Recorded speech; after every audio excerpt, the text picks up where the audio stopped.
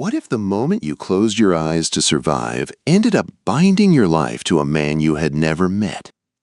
The wagon train had been crawling west for 3 long weeks when Sarah McKenna first saw the Apache warriors on the ridge. They stood like shadows carved from stone, their silhouettes sharp against the burning Arizona sky. The women around her gasped. Children cried. Men cursed under their breath. But Sarah only tightened her grip on the reins and kept her eyes forward. Fear was a luxury she could no longer afford. The land stretched before them in endless waves of gold and rust. Towering red rocks rose from the earth like ancient giants. The October sun burned without mercy, turning the canvas wagon tops into ovens and cracking even the strongest travelers' lips. Sarah's black morning dress clung to her back, heavy with sweat. She still wore it for Thomas, even though the sharp ache of losing him had softened into a dull echo. He had died of fever back in Missouri, and the neighbors who once promised help had vanished when she needed them most. Now she was alone, heading toward California, hoping to find her sister and a new start. "Mrs. McKenna," Samuel Morrison called from the wagon ahead. "You'd best keep close. Those savages have been tracking us." Sarah nodded without responding. She'd learned that men like Morrison liked to warn, but never help. The attack came at dusk, but not from the Apaches. Sarah had just bent to gather buffalo chips for the evening fire when gunshots cracked the air. The sound tore through the quiet like lightning. She dropped behind a wagon wheel as riders thundered down from a narrow canyon. Bandits. White men with military precision and cruel eyes. They fired first at the men, then at the supply wagons. Screams filled the air. Horses panicked. Children wailed. Someone shouted for everyone to get down. A bullet shattered the wood above Sarah's head. Morrison fell with a cry, and his wife stood frozen as a bandit charged toward her. Without thinking, Sarah grabbed a cast-iron skillet and swung it as hard as she could. The heavy metal cracked against the man's temple, and he dropped instantly. She dragged Mrs. Morrison to safety, her heart hammering in her chest. Then the Apaches came. They swept down from the ridge like a storm breaking loose. Their cries split the air. Their horses moved like wind. They struck the bandits with swift, deadly force. Within minutes, the white raiders scattered, fleeing back into the canyon. Silence fell over the broken camp. The Apache warriors circled slowly, watching the survivors. Their leader, marked by eagle feathers, rode forward. His eyes were unreadable, sharp as flint. He gave an order in his language, and the warriors turned away just as swiftly as they had arrived. They vanished into the rising darkness. When it was over, 7 men were dead, 12 wounded. 3 wagons burned to ash. And every surviving settler looked at Sarah with something close to fear. "She fought like a man," someone whispered. "It ain't natural." "She's cursed," another muttered. "Bad luck follows her." By morning, their decision was made. They left her behind. Morrison couldn't meet her eyes as he said it. "It's nothing personal, Mrs. McKenna, but the others. They don't want you bringing more trouble." She watched the wagons roll away until the dust swallowed them. For days, she tended the wounded left with her. One by one, they died. By the 4th day, she was alone. Her water was low, her strength fading. She whispered a prayer as the desert wind rose around her. On the 5th day, the sandstorm came. A brown wall rolled across the desert, swallowing the sun, choking the world. Sarah wrapped her face in torn cloth and crouched behind an overturned wagon. The sand tore at her skin and filled her lungs. She didn't hear the horse approach. One moment she was alone. The next, a tall figure loomed above her, a warrior, broad-shouldered, wrapped in layers that deflected the sand. His face was stern, painted by storm and sun. Through burning eyes, she saw he was Apache. He extended his hand. Sarah froze. Every warning she'd ever heard echoed in her head. These men were dangerous, wild, merciless. But the storm was killing her, and death by Apache suddenly didn't seem worse than death by sand. She reached up. His hand closed around hers, strong and warm, and he lifted her as easily as if she weighed nothing. He pulled her onto his horse, settling her in front of him, his arm wrapped around her waist, shielding her from the storm. His chest was solid against her back, his breath warm on her hair. He smelled of leather, smoke, and something wild she couldn't name. The horse moved steadily through the storm. Sarah felt the world fade, the terror easing under the strange safety of his hold. Her head dropped back against his shoulder. Exhaustion pulled her down. Her last thought before sleep overtook her was simple and terrifying. She was alive only because she rested against the chest of an Apache warrior, a man whose people claimed her the moment she closed her eyes. She didn't know that in his culture, a woman who slept in a warrior's arms became bound to him by ancient law. But by the time she woke, it would already be too late. Sarah woke to voices arguing in a language she didn't know. The words rose and fell like wind cutting through canyon walls. She kept her eyes closed at first, trying to understand where she was. She lay on soft hides near a warm fire. The air smelled of smoke, leather, and herbs. Her body felt stiff, heavy, and strangely rested. She opened her eyes. She was inside a large Apache dwelling, made of bent saplings and hide. Firelight flickered across painted faces and watchful eyes. Several women sat around the fire, some young, some old. Their expressions ranged from curiosity to cold suspicion. The oldest woman spoke in rough English. "You wake. Good. Now we decide." "Decide what?" Sarah rasped. A younger woman handed her a gourd of water. Sarah drank greedily, her throat burning with relief. "Whether you live," the elder said calmly, "or die." The flap opened, men entered, and there he was, the warrior who had saved her from the storm. He moved like a man used to command, quiet strength in every step.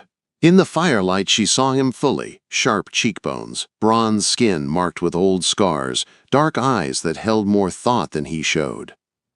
He looked around the circle, then at her. Behind him came other warriors and an old chief, whose presence made the rest fall silent.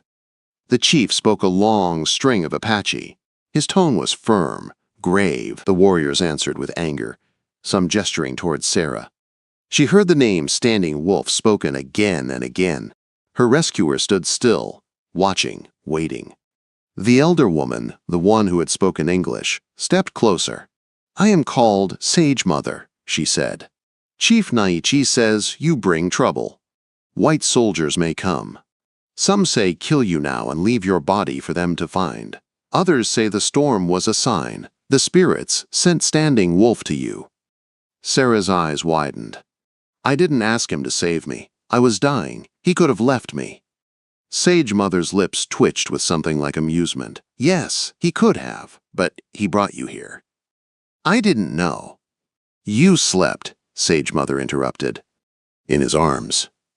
Some of the women giggled until the elders silenced them. Sarah's confusion grew. "I was unconscious. That's not. I didn't choose." The elder's tone became gentle but unyielding. "Our law is old, older than these mountains. A woman who sleeps in a warrior's arms through the night, trusting him with her life while she dreams, becomes his."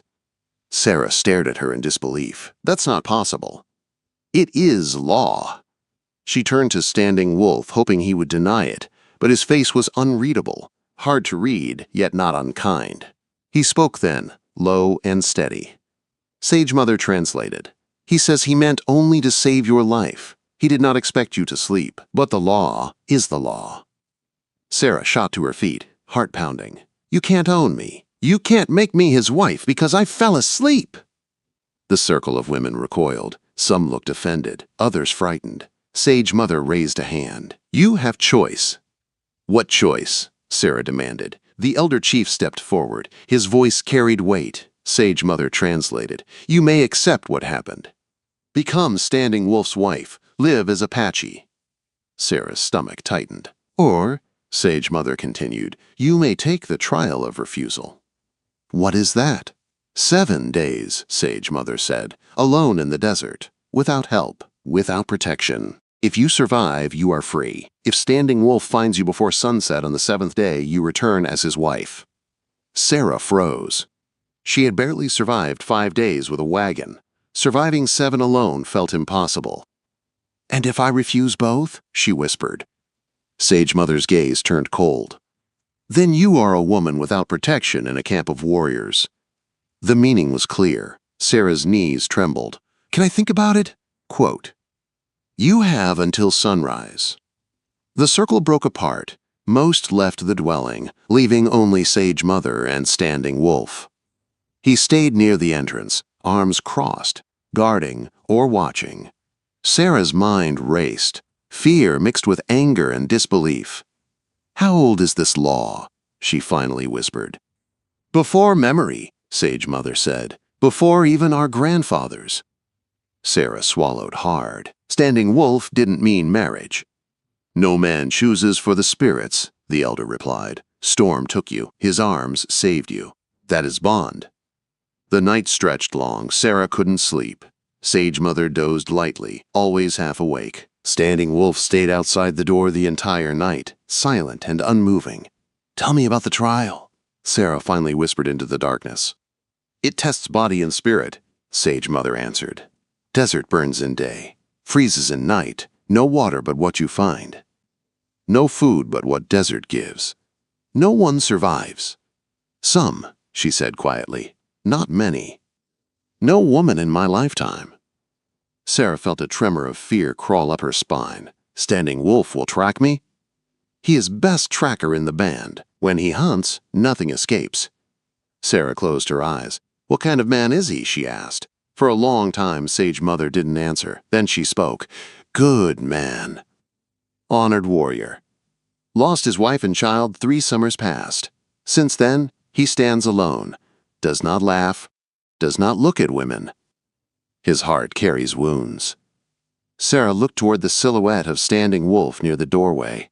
"Why did he save me?" she whispered. Sage Mother shrugged. "Ask him when you are his wife." Before Sarah could respond, dawn light crept through the hide walls. Chief Nai Chi returned with the warriors. The entire band gathered, watching her. Sage Mother translated the single word spoken by the chief: choose. Sarah felt every eye on her. Women, children, warriors, Standing Wolf. She took a breath. "I choose the trial." A ripple of surprise moved through the crowd. Sage Mother nodded. Warriors stepped forward with a knife, a small water gourd, and nothing else. The rules were repeated. 7 days, no help, no leaving the valley. If Standing Wolf found her first, she belonged to him. Sarah took the gourd, took the knife. Standing Wolf spoke a few quiet words. Sage Mother translated. "He says he will not begin tracking until sunrise tomorrow, to give you a fair chance." Sarah nodded, throat tight. She walked into the desert. She didn't look back. But as she disappeared into the golden heat, she heard the whispers behind her. How long will she last? 2 days. 3, maybe. "She is brave," someone said quietly, or foolish. Sarah kept walking. She would survive. She had to, because the alternative, a life bound to a warrior she didn't choose, felt impossible. But the desert had its own plans. Sarah lasted 3 days, not 7, not even close. On the first day, she walked hard, pushing herself across burning sand, over ridges of rock, through thorny brush that tore at her dress and skin. She drank small sips from the gourd, saving every drop. She kept moving, sure that she could make distance before Standing Wolf began tracking. On the second day, her hope began to slip. The sun was a hammer on her head. Her lips cracked and bled. She found no water, no shade, nothing to save her strength. Her legs trembled with each step, and her knife felt heavier with every hour. The desert was not a place for stubborn dreams. By the morning of the 3rd day, her body had reached its limit. When the dizziness came, it hit fast. The horizon blurred. The sky spun. She stumbled, fell to her knees, tried to rise, and couldn't. She pressed her hands to the burning earth, and tears she didn't want to shed fell onto the sand. "I can't," she whispered. The moment the words left her, she knew it was over. But the desert wasn't finished with her. The heat shimmered. The air thickened. She blinked at a shape forming through the light. A figure, tall, silent, moving with steady purpose. Standing Wolf. He walked toward her, as if drawn by an invisible line that connected them. His shadow fell across her just as she collapsed. He caught her before she hit the ground. Sarah felt herself lifted. held against a chest she remembered from the storm, the same steady heartbeat, the same scent of leather and warmth. Her body gave up the last bit of fight she had left. Her fingers curled weakly into his shirt. "You found me," she whispered. His voice was low, almost rough. "You did not hide well. I tried." "You did." He carried her back to camp, moving with a calm that made the desert feel less cruel. She drifted between faint and waking, feeling the safety she had resisted for so long settle into her bones. When she opened her eyes fully, she was inside his dwelling. Soft hides beneath her, cool water touching her lips. Sage Mother watching from the fire with a knowing expression. "She lives," the elder said. "Good. Now the binding can begin." Sarah tried to sit up. "I didn't agree." "You chose the trial," Sage Mother said. "You did not finish it, so the spirits chose for you." Standing Wolf watched her quietly, his dark eyes unreadable. He knelt beside her, steady and patient, not forcing anything on her. "You are my wife now," he said gently. Sarah's breath caught. Not because of the words, but because of the tone. There was no pride in his voice, no victory, no ownership, only acceptance, only truth. "I didn't want this," she whispered, her voice shaking. "I didn't want to be forced." "You were not forced," he said. "You fought. You tried to be free. That is your heart. I honor that. You don't even know me. I know enough." Her pulse thudded hard in her chest. "And what happens now?" "You live," he said simply. "You heal. You find your place. If you hate me, I will sleep outside. If you stay silent, I will give you space. If you fight, I will listen. I will not harm you." Sarah blinked. She had expected a monster, a captor, a man who would treat her like property. Instead, she had a warrior who treated her like a choice she had not yet made. Sage Mother approached with a small clay bowl. Inside was a mixture of herbs and water. "This marks your joining," she said, "not just to Standing Wolf, to all of us." Sarah swallowed hard. Every instinct screamed to run. But she had tried that. She had failed. And now, looking into Standing Wolf's steady eyes, she felt something new rising inside her. Not fear, not resignation, something warmer, something dangerous. Trust.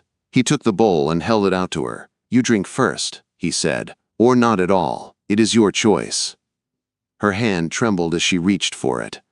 The liquid tasted earthy, sharp. She swallowed. He drank after. The women murmured approval. Sage Mother placed painted beads in Sarah's palm. "These show your new path." Standing Wolf tied the beads into a thin leather cord. He moved behind her, fastening it gently around her neck. His fingers brushed her skin once, softly. She felt the warmth of his touch long after he stepped back. That night, as the camp settled, as fires burned low and coyotes cried in the distance, he sat near the doorway of the dwelling, not beside her, not touching her, just close enough that she knew she was not alone. "Why me?" she asked finally. He looked at her for a long moment. "In the storm, you trusted me without knowing my name," he said softly. "You gave your life into my arms. That is a bond the spirits see." "I was dying." "Yes," he said, "and still you slept against my heart." Her breath caught. Heat rose in her cheeks. He continued, his voice quiet. "You say you did not choose this, but the spirits say you did. When you closed your eyes against my chest, you chose. When you let me hold you, you chose. And when you took my hand in the desert, you chose again." Sarah didn't know what to say. He rose, walked to the entrance, then paused. "You are my wife," he said, "but you are not my prisoner. I will wait for you." "Wait for what?" "For the day you choose me back." He stepped outside, leaving her with her racing heartbeat and a truth she could no longer deny. The desert had taken everything from her, but Standing Wolf, he might give her something back, something she never thought she'd feel again. Safety, belonging, a future. She lay down on the soft hides, staring into the fire. For the first time since the wagons left her behind, she didn't feel alone. For the first time, she wondered if fate had brought her here not to break her, but to begin something new.